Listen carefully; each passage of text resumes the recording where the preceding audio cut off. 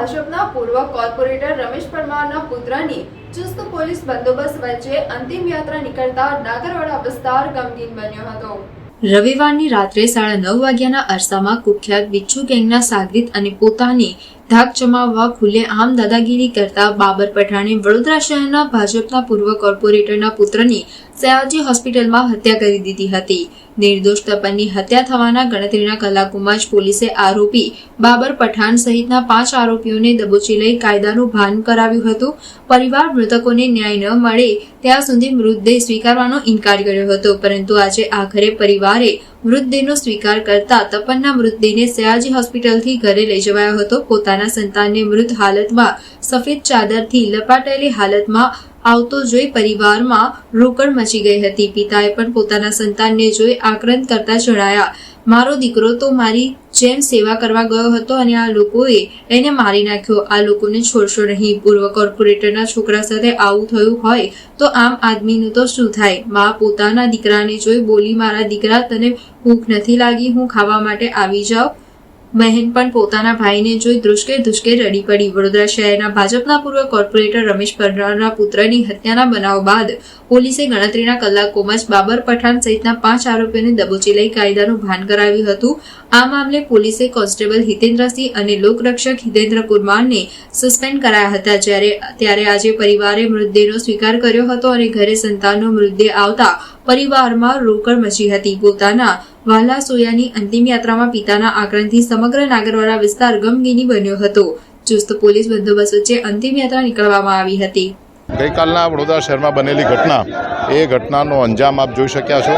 મૃત્યુ વ્યક્તિનું થયું છે, પરંતુ એનો ભાવ, એના માટેનો લોકોનો પ્રેમ આજે સ્મશાન યાત્રામાં લોકોએ બતાવ્યો છે। કોઈ એક એવી વ્યક્તિ કે જે સંપૂર્ણ નિર્દોષ વ્યક્તિ હોય, એવી વ્યક્તિ કે જે બીજી વ્યક્તિની ખબર જોવા ગઈ હોય, એવી વ્યક્તિ કે જેને કાળ અને ચોઘડિયું ખબર ના હોય, એની આયોજનપૂર્વક હત્યા કરવામાં આવી છે। કોઈ વ્યક્તિ પાસે હથિયાર મંગાવવામાં આવ્યું અને હથિયાર લઈને જે આવે છે તે વ્યક્તિ એટલો જ જવાબદાર છે કે જેટલો મારનાર વ્યક્તિ પણ જવાબદાર છે। રાજ્ય સરકારના માનનીય ગૃહ રાજ્યમંત્રી અમારા હર્ષભાઈ સંઘવી સાહેબ, વડોદરાના પ્રભારી મંત્રી, એમના માધ્યમથી પોલીસ વિભાગ સાથે સતત સંકલન કરી અને બધા જ આરોપીને પકડવામાં આવ્યા છે। માત્ર એક જ આરોપી બાકી બચ્યા છે। તેમ છતાં પણ ન્યાયતંત્ર દ્વારા એવી અપેક્ષા છે ફાસ્ટ ટ્રેક કોર્ટમાં એનો કેસ ચાલે, સખતમાં સખત સજા આરોપીને થાય, આવનારા સમયમાં કોઈ આવું કરવાની હિંમત ના કરે। અને અત્યારે જે ઘટનાક્રમ થયો છે તે ઘટનાક્રમને કારણે લોકોમાં જે રોષ છે તે લોકો એવું માનતા થાય કે આવનારા સમયમાં વડોદરા શહેર છે તે સલામત શહેર છે। વડોદરામાં કોઈ અસામાજિક તત્વો આવું કરવાની હિંમત ન કરે, જેના પર ભૂતકાળમાં 10, 15, 20, 25, 40 જેટલા કેસ થયા હોય, એવી વ્યક્તિ એ સમાજમાં ખુલ્લેઆમ ફરે નહીં, એ જોવાની જવાબદારી જેમની છે તે લોકો ચોક્કસ આ કાર્ય કરશે। ભૂતકાળમાં જ્યારે હુસેન કરીને અસામાજિક તત્વો દ્વારા હુમલો કરવામાં આવ્યો, ત્યારે 24 જ કલાકમાં આ જ માન્ય હર્ષભાઈ સંઘવી દ્વારા કારેલીબાગ પોલીસ સ્ટેશનના બધા જ અધિકારીઓની બદલી કરવામાં આવી હતી, સસ્પેન્ડ કરવામાં આવ્યા હતા, લીવ રિઝર્વમાં મૂકવામાં આવ્યા હતા। આ વખતે પણ જે ઘટનાક્રમ થયો છે તેમાં આ જ પ્રકારના પગલાં એમના તરફથી લેવાશે એવી એમને અપેક્ષા છે।